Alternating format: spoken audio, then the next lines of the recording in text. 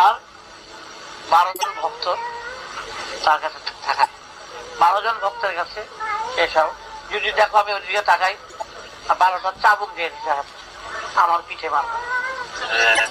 তোমরা যখনই দেখবো আমার দৃষ্টি এদিক ওদিক করছে তখন পিঠে চাবুক মারবো। তারপর কি করে করবো চাবুক, তারা বলে তোমরা মারবো। সাধারণ আদেশ অমান্য করবো। 12টা লাঠি দিয়ে ও 12টা শোয়া 12 জনের মধ্যে শোয়, 12 জন ঘিরে থাকে, জায়গা থাকে, টাকা না যায় 10 জন সাথে দাঁড়ায় থাকে, তাদের খাওয়া 10 জন থাকে। সব সময় তোমরা নিরপেক্ষ ভাবে আমার এই চারা গাছটাকে রক্ষা করো। তোমার যদি কোনো বেদবি বানা দেখো যে আমি এরকম ডাকছি আয় করে তখন ঠাটা টাকা মারো, মাঝে মাঝে এদিক ওদিক করতো ঠাটাই মাঠায় মারত।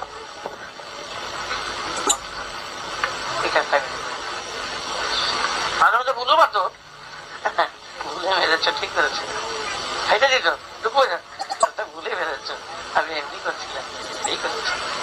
12 জনের গাছ দিল, শেষ পর্যন্ত গাছ দিয়ে যখন তার যখন 86 বছর বয়স হলো, মৃত্যুর টাকা দ্বারা যখন বসলো তখন বললো তোমরা আমার প্রচুর রক্ষা করেছ।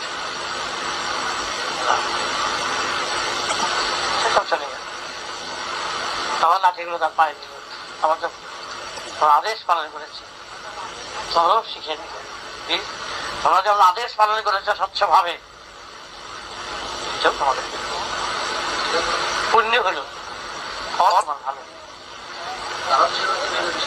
সেও তৈরি হয়ে গেল। তো ও তৈরি হয়েছে, অগ তৈরি হয়েছে লাঠি ঠাটা ঠাটাই মাত্র কিভাবে তৈরি হয়েছে উলঙ্গ থাকতো।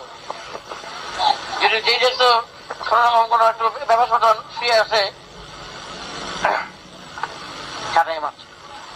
হ্যাঁ পেরেছে, ভালোই পেরেছে, এটা আমার অজান্তে হয়ে গেছে।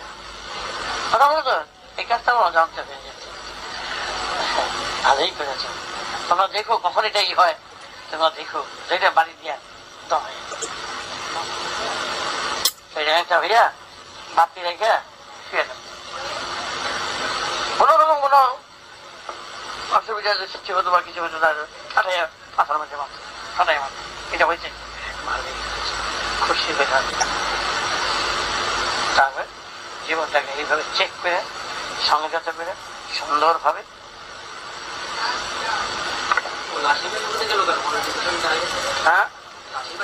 ও জানে যে আমি বেশি কাজ আমার সুবিধা হবে না। আমার শাসন এমন একটা শাসনের মধ্যে দিয়ে আমার নিজেকে আমি ছেড়ে দিয়েছি খোলাখুলি ভাবে, ওরাই সেটা ঘাট ঘাট ধরে কিছুটা তো সেভ হলো, অনেক সেভ হয়ে লাঠি মাইর দিলে আমি মান অপমান ভর চলি। হ্যাঁ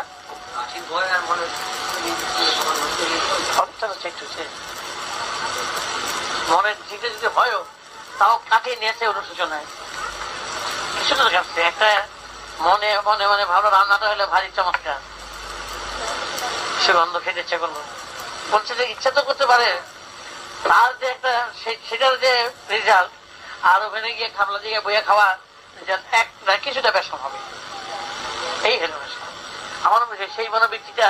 দরকার এই সুগন্ধ একটা রান্না বেরিয়েছে, আমার খেতে ইচ্ছা করে, আমার পিঠে দিখান থেকে কেন আমার খাওয়া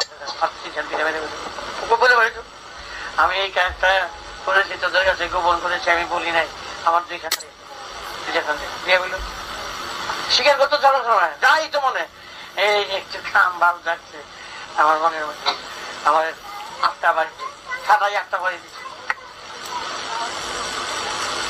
ওরাও তখন দিতেছে এই সাথে যা হয়তো বলে বলতেছে, ওরও লগে লগে সেইভাবে ওরও যেতে আটকে দিতেছে, এইভাবে নিজেকে তৈরি করেছে যা হয়েছে তেমন যা বলে এই আমার কিন্তু ঠাকুর বলতে ইচ্ছা করতেছে, তোদের উপরে হাত বলে ইচ্ছা করে, আমার ছাটায় কয়েকখান যেত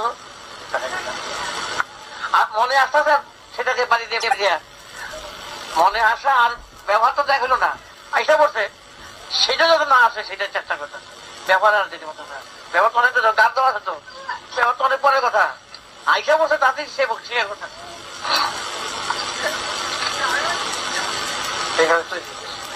সে তখন বই লিখছে নিজে কনসলে আমি ওই দেখার উদ্দেশ্য নয়, কিভাবে জীবন চরিত্র করতে হয় সেই উদ্দেশ্যে আমি পরিবেশন হিসাবে পরিবেশন করি। আমি লেখক নয়, আমি সাহিত্যিক নই, আমি ঋষিও নেই, অবতারক নেই। আমি নাম কেনার জন্য লিখছি না, আমি শুধু দেখতে পাচ্ছি যে আমার দেশের ভাই বোনেরা যদি কিছু আমার এই লেখাতে উপকার হয়, এই উপকার আমার লেখাতে নয়, যাহা শব্দ রয়েছে প্রকৃতির দরজায় তার বাহক হিসাবে আমি লিখছি। আমি লিখছি এই বলাটা আমার অপরাধ, এটা আমার দর্শন নয়, এটা প্রকৃতির দর্শন। এই দেহযন্ত্রের মাধ্যমে সেটা বহির্ভূত হয়। সুতরাং এর মাধ্যমে যা যা কিছু কিছু যা পেয়েছি, যা যা মনে হয়েছে, এইভাবে চেষ্টা করলে এই হয়, এটি যথাসাধ্য আমি লিখে গেলাম। যদি এতে উপকার হয় তো লাগবে, এতে আমার কোনো কৃতিত্বও নাই, বাহাদুরিও নেই। কেমন মনে করে নিজেকে এই করে গান দিয়ে লিখেছি। এই বিচক্ষণেরা যখন সময় এটা পাঠ করে তারা তৈরি হয়েছে, নিজের কোন রকম অহংকার নাই, অহমিকা নাই, পবিত্র স্বচ্ছ শিশুবৎ মন নিয়ে। কারণ এখানে আমার কোনো বাহাদুরি নেই, আমার যে প্রশংসা করবে সেটা ভুল করবে। যেটা আমি দেখেছি সেই কথাটা আমি বলে গেলেন মাত্র, আমার কোনো এখানে প্রকৃতির দান দৃষ্টি, প্রকৃতির দান শ্রবণ, প্রকৃতির দান সব, সেই দান দিয়েই আমি এই কয়েকটি কথা দেহের মাধ্যমে পাই। আমি বলে কোনো শব্দ ব্যবহার করলে অপরাধ হবে আমার কিছুই নেই। তার দেওয়া বস্তু দিয়া তারই কীর্তন, গুণকীর্তন গান।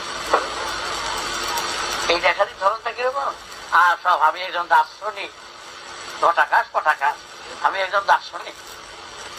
দার্শনিক বললেই এই জিরো হয়ে যাবে। আমার মতবাদ এই কথা বললেই জিরো হয়ে যাবে। আমার মতবাদ বলে কোনো জিনিস নেই। তারা কার মতবাদ দেবে রে?